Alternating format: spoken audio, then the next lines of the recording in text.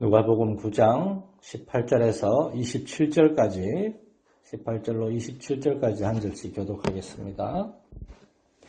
예수께서 따로 기도하실 때에 제자들이 주와 함께 있더니 물어 이르시되 무리가 나를 누구라고 하느냐?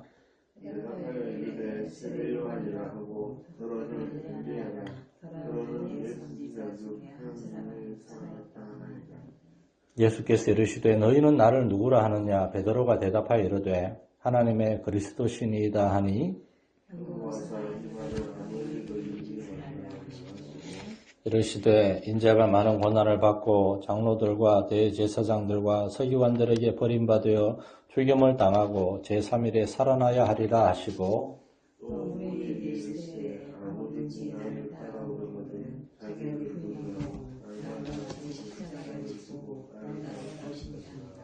누구든지 제 목숨을 구원하고자 하면 잃을 것이요 누구든지 나를 위하여 제 목숨을 잃으면 구원하리라.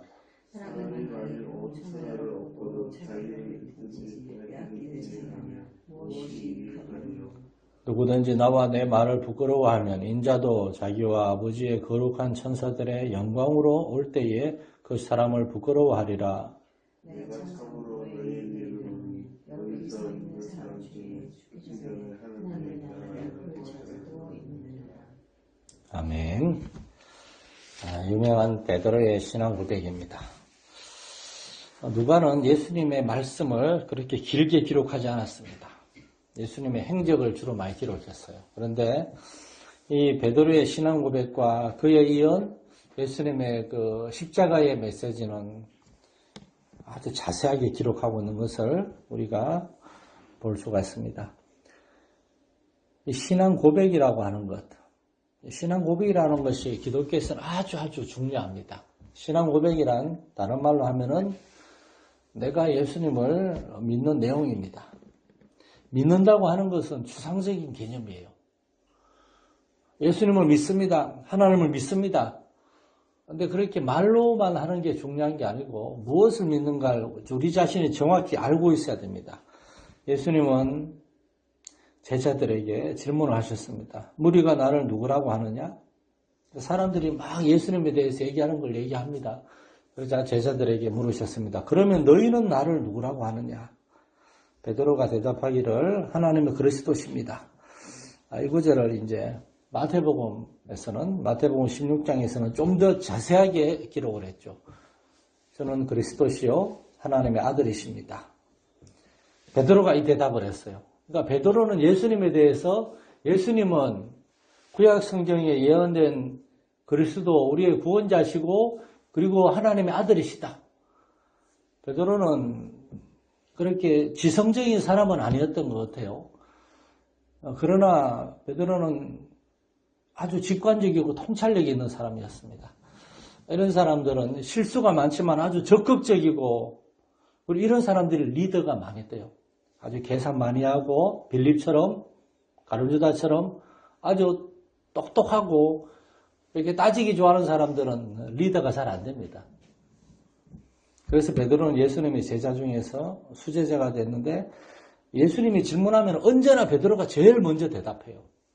베드로가 나서기를 좋아하고 잘난 척하고 그런 사람이 아니라 베드로의 마음에 그만큼 열정이 있다는 것입니다. 저는 이 베드로의 신앙 고백이 아주 중요하다고 생각하는데 왠가 하면은 이 신앙 고백이 세 사람에게 아주 큰 영향을 미쳤거든요. 첫 번째로는 베드로 자신에게 이 신앙 고백이 영향을 미쳤어요. 베드로도 그렇게 고백하면서 내가 예수님에 대해서 이렇게 생각하고 있었구나. 내가 예수님에 대해서 이렇게 믿는구나. 자기 자신이 어떤 마음과 어떤 생각을 가지고 있는지를 알게 됐을 거예요. 그리고 두 번째로는 베드로의 신앙 고백을 들으면서 다른 제자들이 베드로가 예수님을 저렇게 생각하고 있구나. 나는 예수님에 대해서 어떻게 생각하나. 자기 자신을 돌아보고 점검하는 계기가 됐을 겁니다. 신앙 고백이란 이렇게 다른 사람에 영향을 미치는 거예요. 그래서 신앙 고백 또는 간증, my story죠. 성경은 his story잖아요. 하나님이 일하신 이야기잖아요.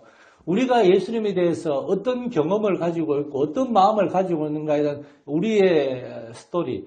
바울 사도는 담에색 가는 길에 예수님 만난 이야기를 그의 서신서에서 3번에 걸쳐서 얘기합니다. 그게 바울 사도에게 있어서 가장 중요한 그의 이야기 스토리가 된 거예요. 뭐 아무리 극한 환경에서도 바울은 그 사실을 잊어버릴 수가 없었습니다. 베드로에게도 많은 스토리가 있죠. 사실은 십자가의 지식이 전날 밤에 예수님을 모른다고 3번이나 부인했던 거 죽을 때까지 베드로는 못 잊었을 겁니다. 그런데 예수님이 오셔서 베드로를 다시 회복시켜 주신 그러한 것들, 예수님과의 그 스토리, 우리에게 누구나 우리 자신의 이야기가 있습니다. 우리 진혁 형제도 저에게 종종 그렇게 삶을 나누는 얘기를 들어보면은 자신의 이야기가 있어요. 내가 어떻게 살아왔는데 예수님이 내 인생에 정말 갑자기 찾아오셨는데 그 예수님을 생각하고 예수님에게 마음을 열고 그 예수님을 알아가고 마침내 예수님을 믿고 그러한 과정, 그게 하나의 스토리더라고요. 이렇게 우리의 스토리, 우리의 신앙 고백은 우리 자신과 다른 사람에게 영향을 미치는 동시에 또한 마지막으로 예수님에게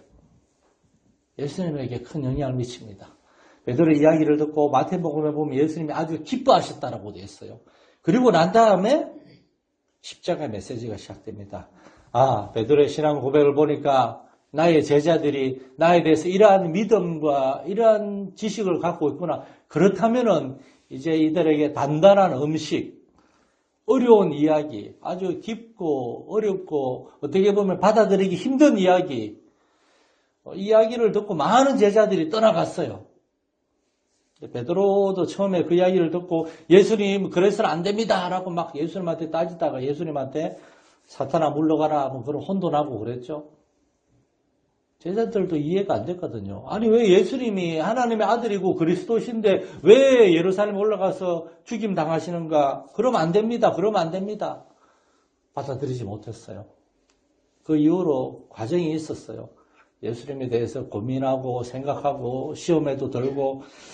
그러나 중요한 것은 이 베드로의 신앙 고백을 통해서 예수님은 이제 이들도 더 깊은 단계로, 더 어려운 단계로, 어떻게 보면 더 힘든 그런 메시지를 받아들일 때가 됐다. 믿음은 성장해야 됩니다. 자라나야 돼요. 계속 어린아이와 같이 이렇게 계속 밑에서만 머물러서는 안 돼요. 누군가의 도움만 받는 단계에 머물러서는 안 돼요. 자라고 장성해서 다른 사람을 도와주고 섬길 수 있는 단계까지 이르기 위해서는 제자의 도, 십자가의 메시지, 여기까지 갈 수 있어야 됩니다. 예수님은 베드로의 신앙 고백을 보시고 그 말씀을 전하기 시작하십니다. 우리 마산 열린교회 성도들이 우리들 한 사람 한 사람이 우리에게 오신 예수 그리스도를 우리가 알고 우리가 어떻게 믿는가에 대한 우리 각자의 신앙 고백이 있기를 바라고 그것을 우리만 가지고 있는 것이 아니라 말 그대로 고백, 이야기하는 겁니다. 하나님 앞에 고백하고 우리의 믿지 않는 우리의 오이코스들에게 다른 사람에게도 고백하고 또한 믿음의 형제 자매들과도 이런 걸 나눌 때 서로 간에 격려가 되는 겁니다. 이렇게 우리가 점점 믿음이 자라나고 그리스도를 아는 지식 안에서 자라남으로 더욱더 하나님을 영화롭게 하고 하나님이 기뻐하시는 삶을 살 수 있는 저와 여러분 될 수 있기를 간절히 소망합니다. 하나님 아버지 베드로의 신앙 고백은 베드로 자신과 다른 제자들에게도 큰 영향을 미쳤고 무엇보다도 예수님에게도 큰 기쁨이 되었습니다. 그리고 예수님은 이제 십자가 메시지를 가르치기 시작합니다. 우리가 하나님 안에서 이렇게 인정을 받고 하나님께 기쁨을 드리고 하나님 안에서 자라나고 하나님께 더 많이 쓰임받는 그러한 삶이 되기를 원합니다. 우리 마산 연인교회 어린아이의 그러한 단계에 머무르지 않고 자라게 하시고 성숙하게 하시고 더 귀하게 쓰임받는 우리 성도들, 우리 교회 되게 주옵소서. 예수님의 이름으로 기도드립니다. 아멘.